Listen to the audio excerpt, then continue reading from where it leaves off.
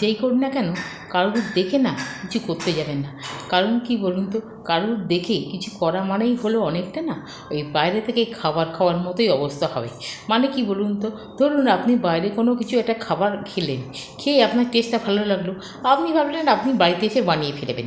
এবার অনেক মানুষজন থাকে জানেন তো, যারা খুব সুন্দর রান্নাবান্না করেন, তাহলে না যদি বাড়িতেও রান্না করেন আপনি ধরতে পারবেন না যে সে রান্না করেছেন না বাইরে থেকে আনা হয়েছে।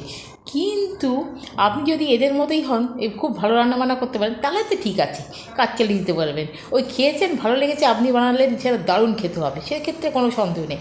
কিন্তু যদি আপনি সেটা না জানেন, রান্নাবান্না খুব একটা ভালো পারেন না, কি সবাই সবাই শিখছেন, ওই খেলেন ভালো লাগলো, বাড়িতে এসে ট্রাই করতে গেলেন, তারপর দেখলেন মাঝপথে সেটা তো স্বাদটা ওই টেস্টটা তো এলোই না যেটাকে আপনি খেয়েছেন, যেটা চাইছেন। মাঝখান থেকে জিনিসপত্র সব আপনার ঘেটে হয়ে যাবে, কোনো কিছু হবে না। তখন মনে হবে না, দূর তারিখে আমার সময়টাই নষ্ট হলো, জিনিসগুলোও গেল, এর থেকে মানে আমার বাইরে খাওয়াই ভালো ছিল। এক্ষেত্রেও না ঠিক তাই, জানেন তো, কেউ হয়তো কিছু করছে, আপনার ভালো লাগলো, আপনি ভাবলেন আপনিও করবেন। না না, সেটা করতে যাবেন না। সেটা করতে গেলে যদি আপনার সেই বিষয়ে কোনো জ্ঞান না থাকে, বা আপনি সেটা যদি খুব ভালোভাবে না জেনে করতে যান না, মাঝপথে ওই রান্নার মতোই অবস্থা হবে, ঘেটে যাবে সব কিছু। যদি জানেন তো তাহলে ঠিক আছে, আপনিও ঠিক ওই একইভাবে এগিয়ে যেতে পারবেন।